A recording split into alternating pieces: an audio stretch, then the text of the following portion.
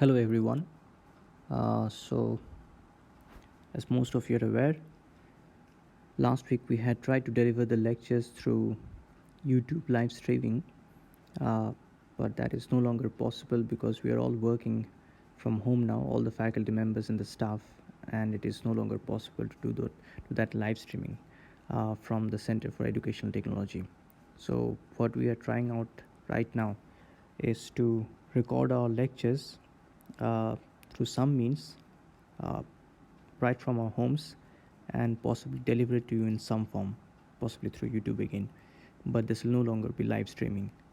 Uh, so last week we had been discussing a lot about transformation of stresses, and in that context, we had simplified our case to a considerable extent by discussing the case of plane stress, where we considered that sigma zz was 0, sigma xz was 0, and sigma yz was 0. Now, all the discussion had been quite abstract, so to speak. We had not really considered a very specific engineering problem. This week, however, we are going to apply the concepts that we learned there uh, to a very, very important engineering topic called thin-walled pressure vessels. So, uh,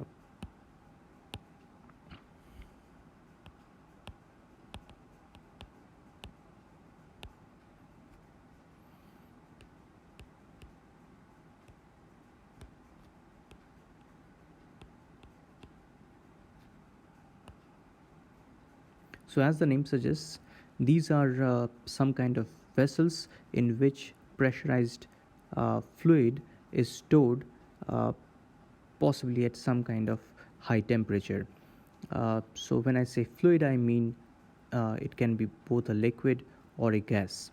Uh, now, as I already mentioned, this fluid can be at a very high pressure, it can also be at a high temperature. Now, the structure of these pressure vessels is such that the walls are relatively thin. So, as the name suggests again, that it's thin-walled pressure vessel. Now, although it is possible to have different shapes of these pressure vessels, but in practice, in reality, uh, two common shapes are very usually used. So, these are the cylindrically shaped pressure vessels and spherical pressure vessels. So uh, they look somewhat like this. So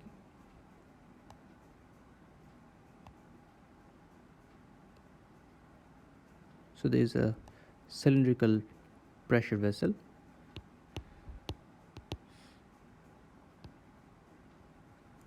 and for the spherical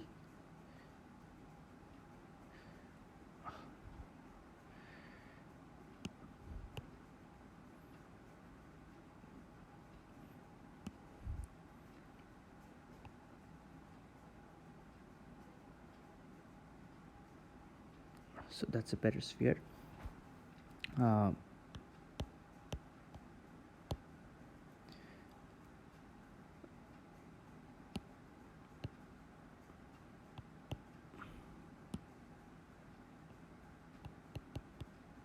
so that's a spherical pressure vessel. All right. Now the walls of these pressure vessels are quite thin, as I have already mentioned. Uh, now, it is extremely important to note that uh, under the very extreme conditions of high pressure and temperature, uh, it is very likely that these pressure vessels may fail. And when I say fail, it means that they may burst, they may crack open, and that may lead to a very, very dangerous scenario. In fact, these pressure vessels are being used since a very long time. They have been used for more than a century in engineering practice, probably even more. But a proper understanding of how to design these pressure vessels uh, did not come into being for a long, long time. So what happened initially was that although this pressure vessels was being used widely, uh, they tended to fail, and when they failed catastrophically, leading to a loss of life. And there are records that many lives have been lost as a result of simply the failure of these pressure vessels. So it is extremely important that these are designed properly, and just like cars are designed through various special protocols, so also there are special protocols in place, special codes in place to design uh, these pressure vessels. But before we can appreciate all of those complicated things, uh, we can understand the the fundamental importance of the mechanical strength, the mechanical considerations, uh, which uh, which needs to be kept in mind for the design of these pressure vessels, based on the very simple considerations of plane stress which we learned last week. So let us try to understand some of the important considerations as far as the stresses are concerned in the construction of these cylindrical and spherical pressure vessels. So first of all, what we are going to consider is the cylindrical case. Now, before we can launch into these discussions, some of you might be wondering that whenever I'm talking about this cylindrical and spherical pressure vessels, why am I citing these as examples of plane stress? Because when we were discussing plane stress last week, we mentioned something like uh, a shape like uh, somewhat like this, that we had a flat plate like this, a very thin flat plate.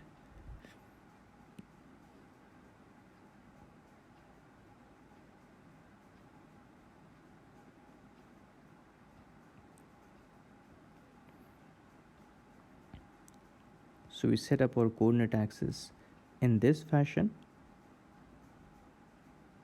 So this was our x and this was our y, and all the important things that we wanted to consider uh, in the context of this plane stress happened in this xy plane.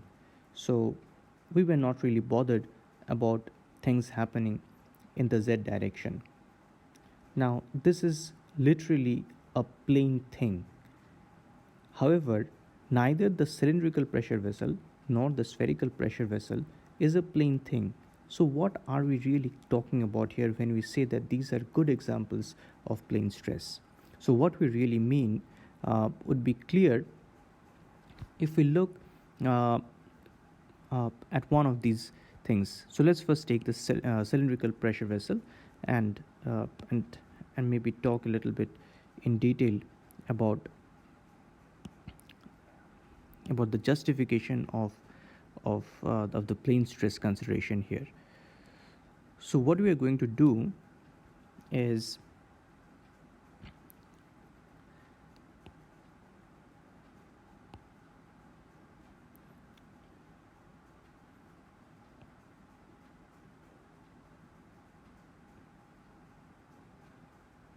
so this is our cylindrical pressure vessel, and we are going to set up our coordinate axis in this fashion.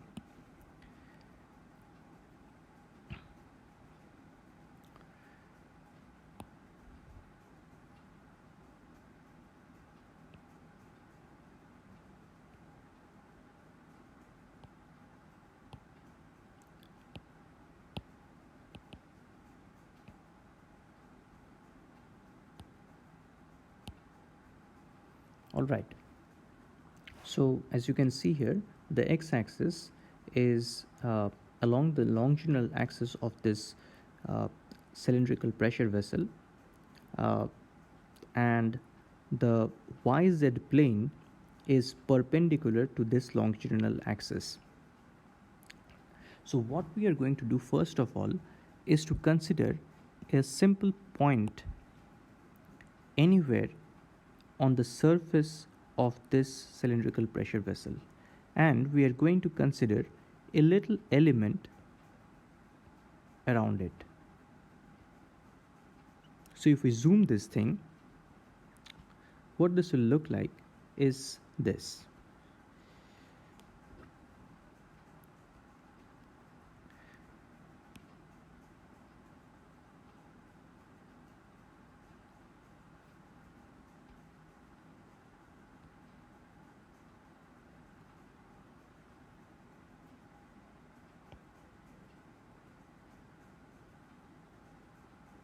So if we zoom into that point,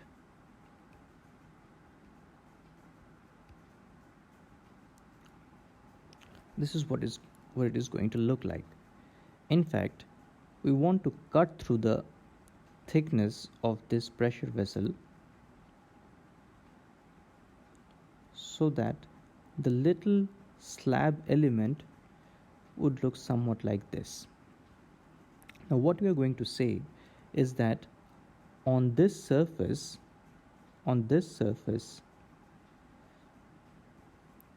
we're going to have some kind of stress. So let's call that as sigma, and on this one, on this side, we'll have another sigma. So let's distinguish between the two sigmas, as this is sigma 1 and this is sigma 2.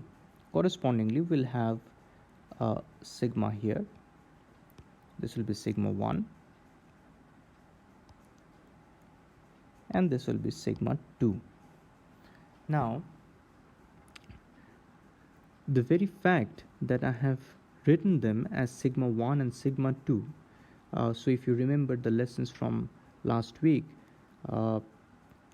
you would probably think that this sigma 1 and sigma 2 were representations of the principal stresses. So why am I arbitrarily assigning them these stresses without knowing any further details as sigma 1 and sigma 2? Do I perhaps mean them to be as principal stresses? So the answer is actually yes. So these happen to be the principal stresses, and the reason is not too difficult to understand. So you see what is happening here. First of all, is that there is a big approximation going on here, which helps us to look at this entire scenario as a plane stress. So you see, as I've already mentioned a number of times, there is a fluid present inside this. So there is a fluid present inside this entire pressure vessel, and that fluid is very much putting a pressure on the inside wall of this pressure vessel. So when we have isolated this little element out, there is a pressure from the inside on this surface. However, please note that there is no pressure on this surface. Now it is quite wrong to say that there is no pressure, because of course the atmospheric pressure is acting on it, but what we are going to say is that on this bottom surface, on this interior surface, there is going to be a finite large value of gauge pressure. Gauge pressure means the pressure that is over and above the atmospheric pressure. On the outside surface, we have zero gauge pressure, because the only pressure acting there is the atmospheric pressure. So the pressure which is over and above the atmospheric pressure is zero. Now the moment I say that there is a large pressure acting on the interior surface of this, you will immediately suspect that this simply cannot be an example of plane stress. And you would be quite right in suspecting that thing, except for that we have to note that it has been found that these stresses, the sigma 1 and the sigma 2, they happen to be quite large. In fact, they are much larger than the value of the pressure, which itself is quite high, that is acting on the interior surface. So from that consideration that this sigma 1 and this sigma 2 is quite high compared to this pressure which is acting from the inside, from that approximation we are going to say that we are going to neglect that interior pressure, and the only consideration for the little element, the little slab element, this one would be due to the sigma 1 and the sigma 2. And we'll see later that indeed sigma 1 and sigma 2, the expressions will be of sigma 1 and sigma 2 will turn out to be such that they are much larger than P, the pressure which is acting from the inside. So under these considerations, this happens to be an approximately plane stress condition. Furthermore, you note that this is still looking a bit like a curved surface, but in the limit that you take the dimensions of this slab to be very, very small, centered around this point, uh, it will start to look almost approximately like a uh, like a very very small square. At least the top surface of this will start to look almost like a perfect square, which is not curved, uh, and so from that consideration also we can say that this is approximately a plane stress condition, not unlike the example that we had talked about in the last week as regards to the to that thin plate. All right. Uh, so uh, now the question is, uh, why are we saying that?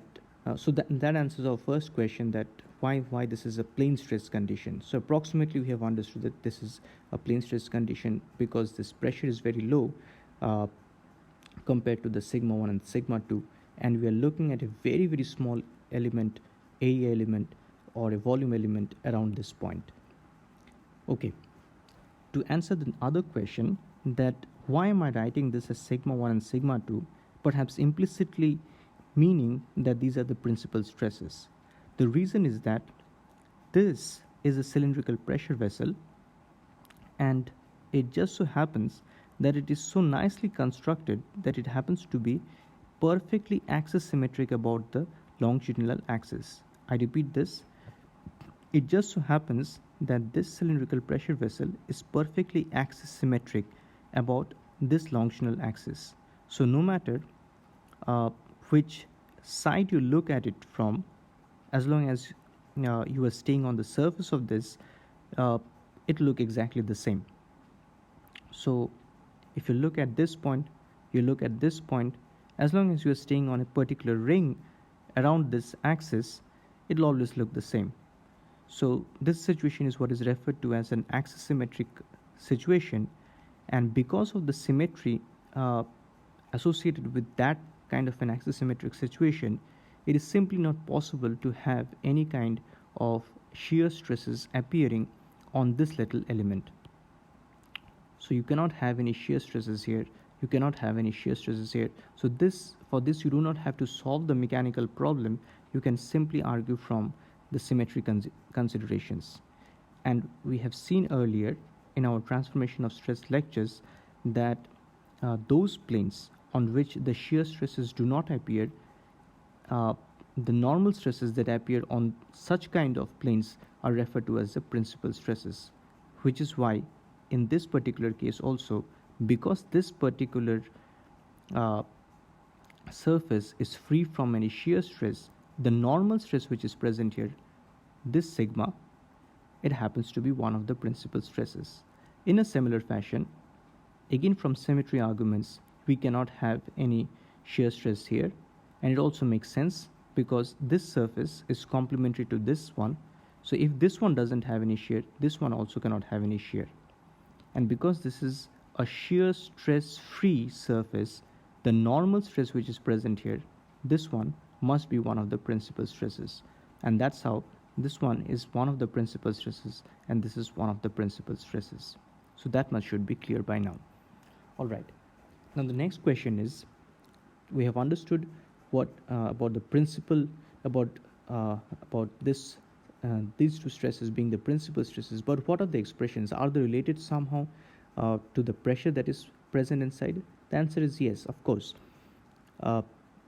It is because of the pressure only that is acting from the inside surface that these sigma 1 and sigma 2 appear in within the thin walls of the pressure vessel, and the expression should actually show that. So our next task would be to find out the expressions of sigma 1 and sigma 2 in terms of the pressure, and perhaps having some connection with the geometrical dimensions. But before we can find out the actual expressions, what I'll do is I'll just give names to this sigma 1 and sigma 2. So what is usually done is that the sigma 1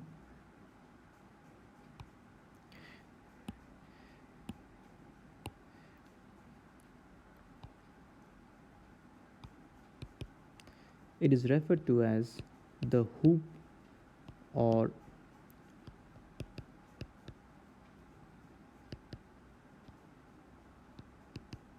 circumferential stress, and the sigma 2 is referred to as the longitudinal stress.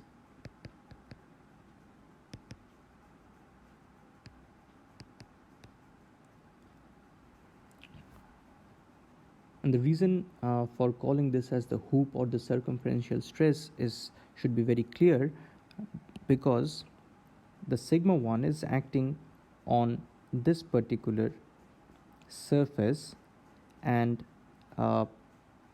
you can understand from the original diagram that this particular surface is actually coming from this one,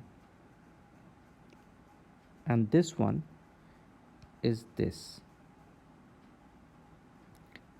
and we can actually imagine that this is part of a large ring like this. So that is along the circumference of this pressure vessel. So it is along the circumference of this pressure vessel, which is why it is referred to as a circumferential stress. The word hoop basically means a ring, so it's almost like a ring around this pressure vessel, so it's sometimes referred to as a hoop stress also. And the other reason should be pretty self-evident, that the sigma 2 is along the longitudinal direction, and so it is referred to as the longitudinal stress. All right, so in the next page, what we are going to do is try to find out the expressions of the sigma 1 and sigma 2. So first of all, sigma 1, that is the hoop or the circumferential stress.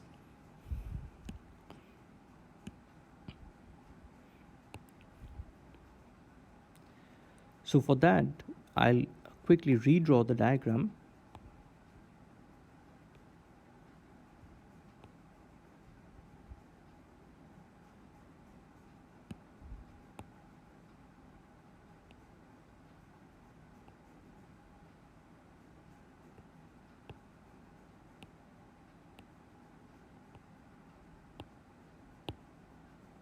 Now what I'm going to do is consider two cutting planes.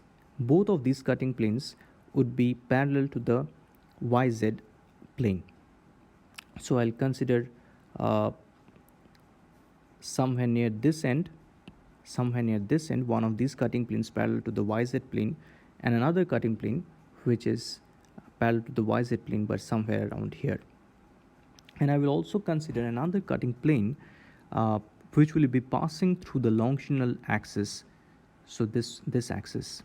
So that plane would be perpendicular to the YZ plane. So if I do these three cuts, what I will obtain as a result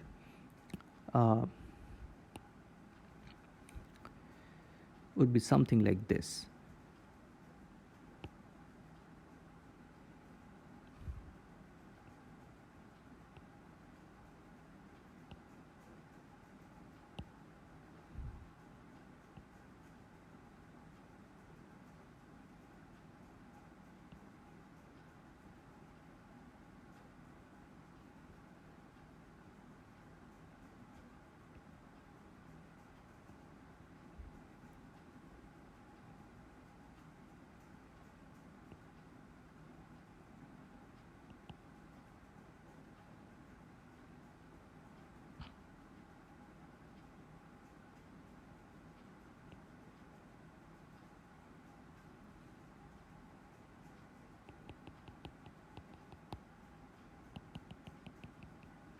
So it is somewhat like this. You understand that this hashed part is the thickness, is a very, very small thickness of the pressure vessel. Now,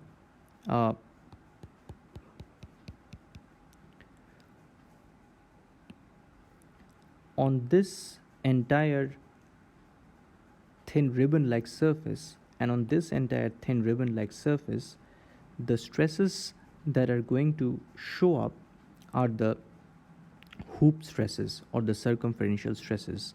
So we'll represent that by red.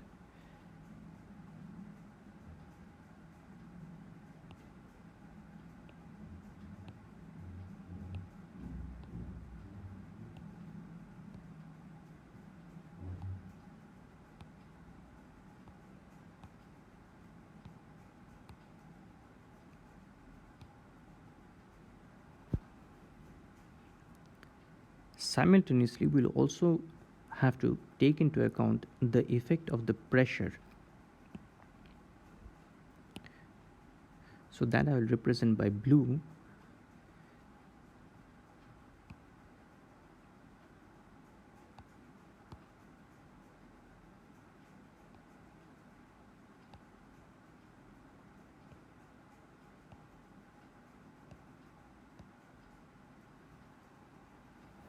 All right. So if I want to write down the balance of the forces contributed by this sigma 1 and with the force contributed by the pressure, what it should look like. So I'm going to consider the force contribution due to the sigma 1 here, the sigma 1 here. You understand that the thickness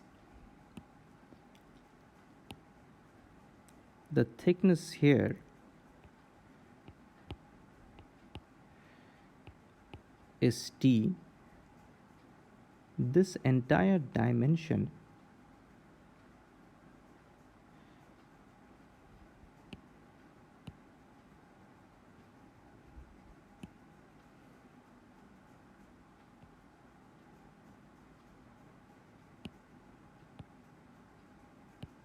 sorry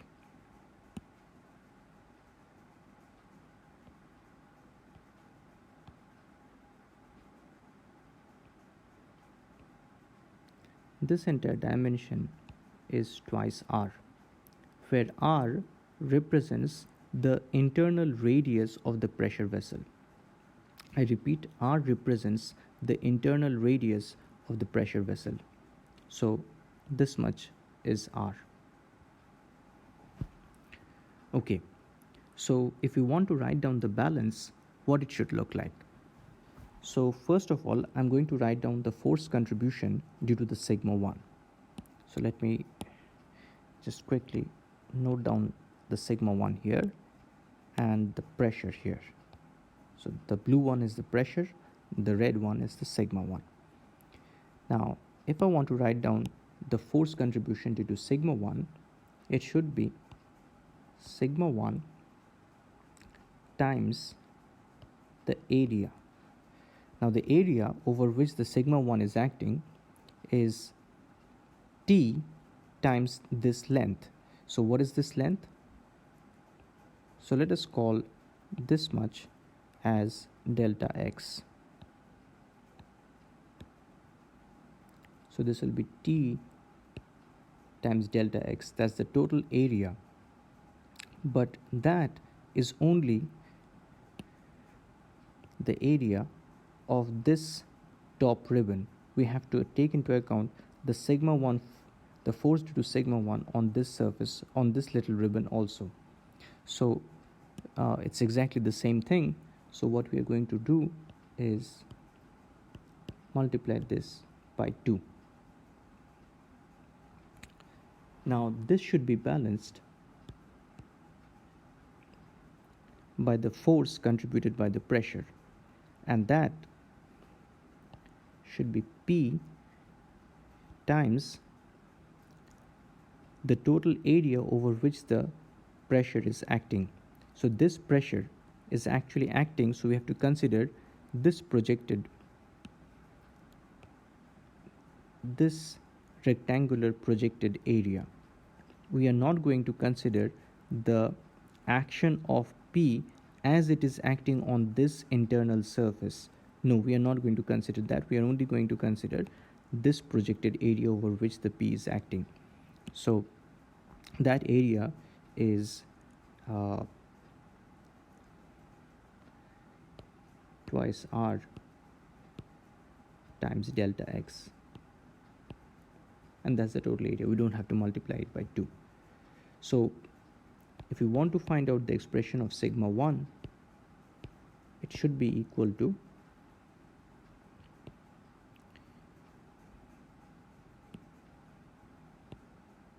p r by t.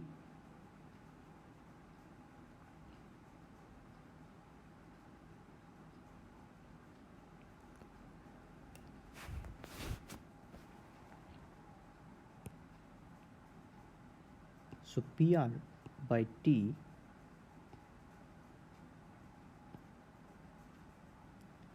is the expression for sigma 1. Now you please note that R happens to be much greater than T, which means that sigma 1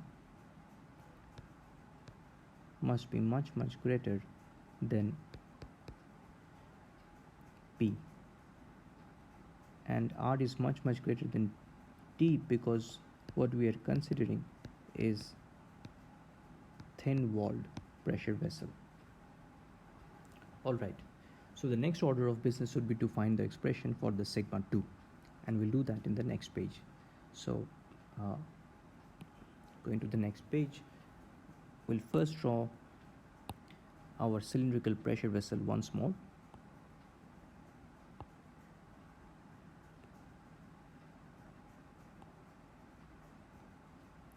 And we'll set up our coordinate axis just as we had done earlier. This is our x, this is our y, and this is our z. And just like we had taken two cutting planes earlier parallel to the y and z, we'll do that again, but this time we are not going to cut through with another plane through the longitudinal axis. We're not going to do that. So just we are going to use two cutting planes parallel to the y and z plane. Okay, so if we do that, the picture that will emerge is something like this.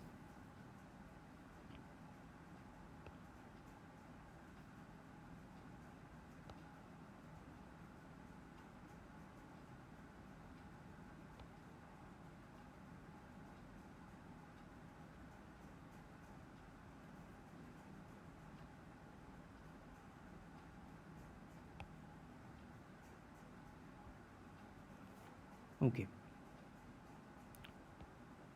so again this hashed part represents the thin wall of the pressure vessel. Now you can all understand that on this ribbon like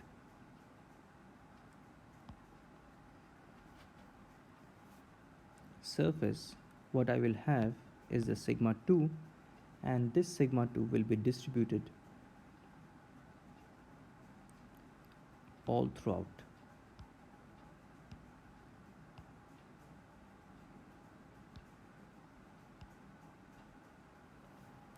But in the inside portion, that means here, all in this inside circular region, what will I have? I'll have the influence of the pressure acting.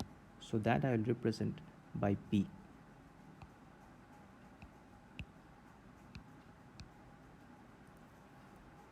Okay, so all that I have to do is consider the force balance between the forces contributed by this sigma 2 distributed over this ring and the force contributed by this pressure over this entire circle. So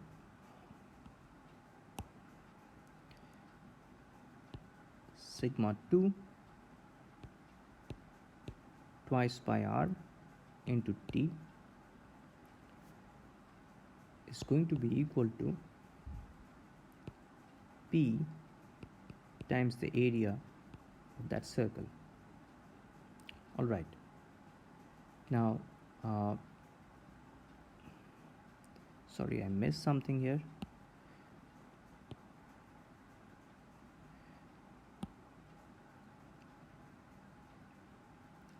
This should be twice pi r into t. Alright, so from this I obtain sigma 2 is equal to pr by twice t. So this is my expression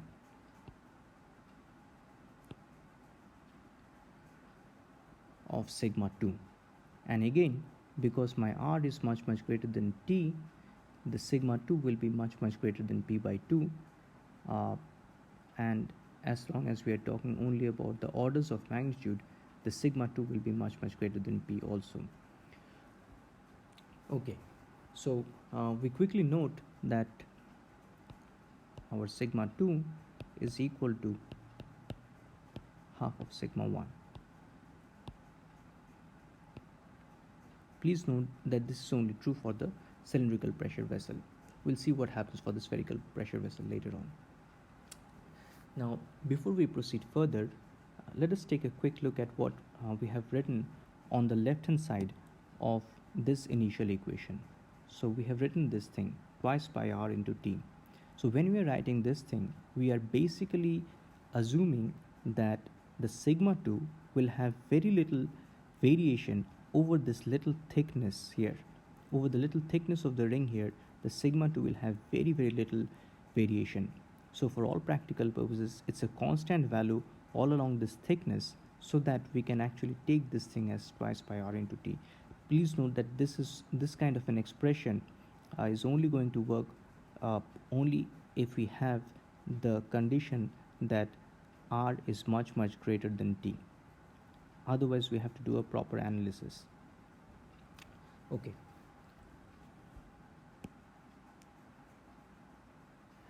Now, because we are considering a plane stress situation, and effectively plane stress situation, going back to our previous lessons, we can immediately write down the expression for the maximum in plane shear stress magnitude.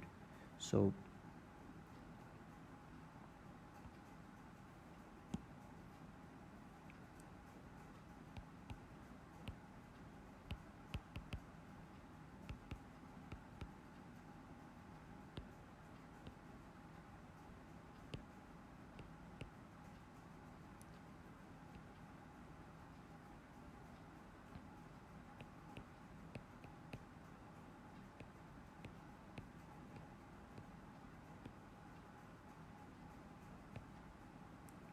So this is half of sigma 1 minus sigma 2, and that is nothing but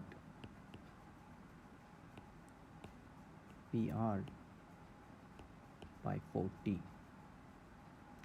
Please note that it is extremely important that this expression that we have found out is only the maximum value of the in-plane shear stress. That is when you are tangent to this circular surface, or to this curved surface. So whenever we are tangent to this curved surface, in that plane, this is the maximum value of the shear stress. However, if someone asks what is the maximum possible value of the shear stress, this is not going to be the correct answer. In fact, for that you have to consider that for this effectively plane stress situation, the stress in the direction which is perpendicular to this plane is 0. Well, it is not 0 if you consider from the inside surface, but at the level of approximation that we are considering, that P is much less than sigma 1 and sigma 2, and and from that perspective it is effectively 0, and the outside, because it is atmospheric pressure, so the gauge pressure is actually 0. So what we should be doing to find out the maximum value of the shear stress would be to write something like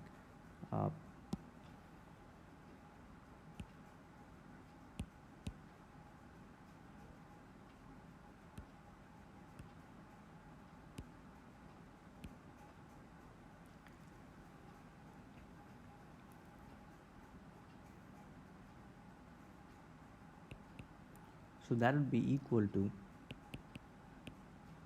half of sigma 1.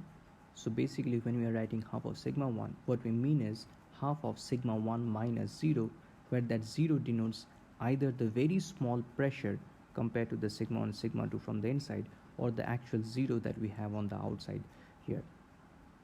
So this is half of sigma 1, and that we have seen is already equal to sigma 2. So this is equal to PR by twice T. And as you can clearly see, this PR by twice T is equal to twice the maximum in plane shear stress value, which is PR by 4T. All right. So next what we are going to consider is the spherical pressure vessel case. So we draw the sphere here,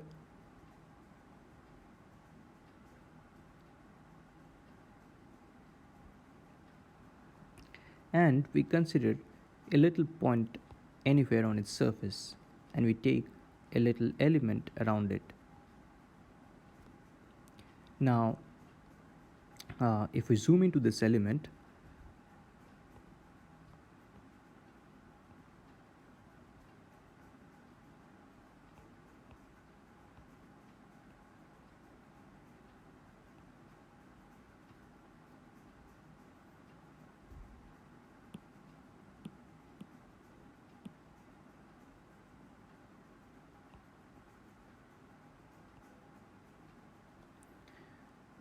is going to look like this, and we can write as before our sigma 1 here and the sigma 1 here, the sigma 2 here and the sigma 2 here. Now again we need to ask ourselves the question whether it is justified to consider a priori these things as sigma 1 and sigma 2, implicitly meaning whether these are really the principal stresses. The answer is yes, these are indeed the principal stresses, because the planes on which they are acting, that is this plane and this plane and the corresponding planes on the other side here, on this edge and along this edge, they are the principal stresses, because from spherical symmetry considerations, just like in the previous cylindrical case we had axis symmetry conditions, so here we have spherical symmetry conditions, which is even stronger than the axis symmetry conditions. So we have a perfect nice symmetry in all directions, and so it is just not possible to have any kind of shear stress on this surface. It is just not possible to have any shear stress on this surface correspondingly on the other surfaces that are hidden here. So because these are the kinds of surfaces which do not have any shear stresses, the normal stresses which are present on those surfaces must be the principal stress. So this is one of the principal stress, and this is one of the principal stress, sigma 1 here and sigma 2 here. So the next important question which we need to ask ourselves is that if there is such a nice perfect spherical symmetry, so if all directions are kind of symmetric, then does it even make sense to distinguish between sigma 1 here and sigma 2 here? The answer is no. Actually, the sigma 1 here is absolutely equal to sigma 2. So we can make that point clear by writing here explicitly that sigma 2 is going to be equal to sigma 1. This sigma 2 is going to be equal to sigma 1. So what we really want to emphasize here is that suppose we had taken another point here and we had taken a different orientation of our element like this, then also that particular element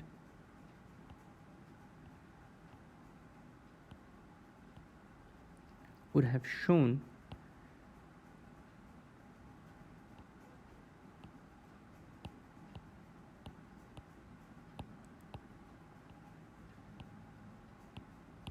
exactly the same value of sigma 1 in all the directions.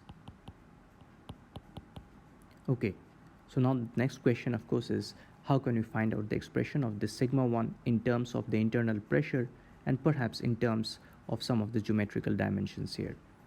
Okay, so towards that end, what we are going to do is we are going to consider only half the hemisphere of this sphere.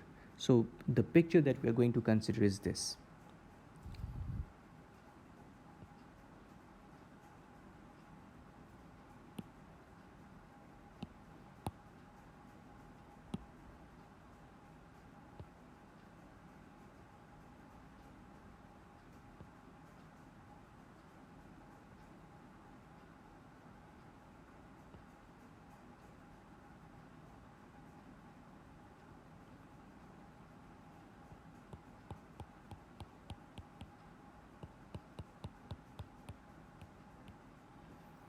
Okay, and we are going to depict the stress, the sigma 1,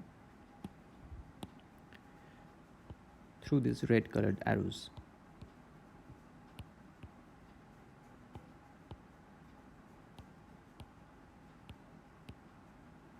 Okay,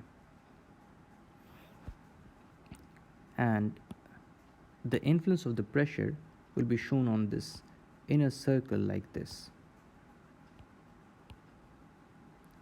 So again, just as in the cylindrical case, we need to write down the force balance between the forces contributed by this sigma 1 here and the force contributed by this pressure here. So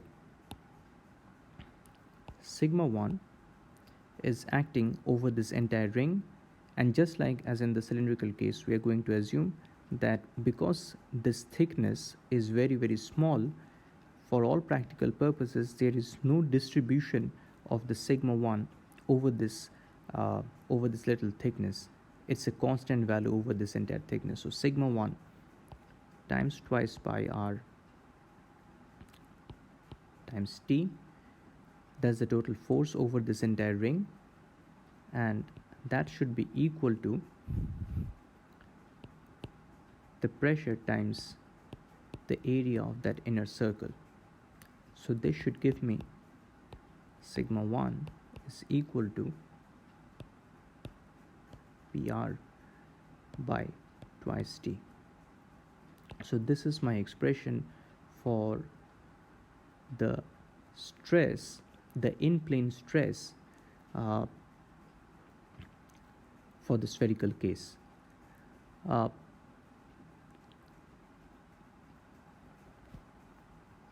Now, if I want to think about the maximum in-plane shear stress, then what should be the value? You please note here that we have already written here that sigma 2 is equal to sigma 1. So we have already found out sigma 1 here, which means that sigma 2 is also going to be equal to PR by twice T. Then does it mean that the maximum value of the in-plane shear stress is equal to 0?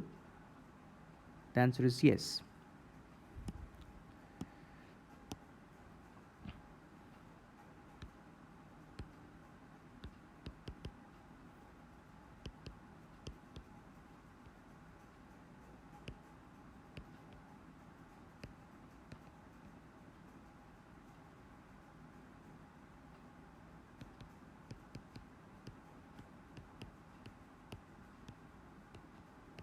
This is indeed 0. So the next immediate question is, if this is the maximum in-plane shear stress, what is the maximum possible value of the shear stress overall? So just as we had found out the maximum value of the shear stress by considering a direction which is perpendicular to the thin wall of this pressure vessel, so also we'll be able to do the same thing here, and that is going to be equal to half of sigma 1. And please note, when I write this, I actually mean that this is half of sigma 1 minus 0, and this will come out to be PR by 4T.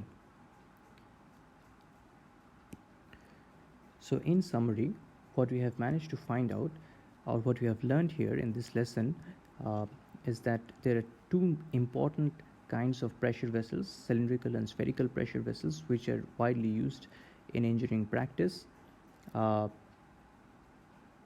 We have learned that the thinness of this pressure vessels plays a major part in simplifying the understanding and finding the expressions of the various stresses present. One of the important things we learned was that uh, in the ways that we took the cuts, the shear stresses did not appear in both the cylindrical and the spherical vessels, but it does not mean that the in-plane shear stress is equal to zero.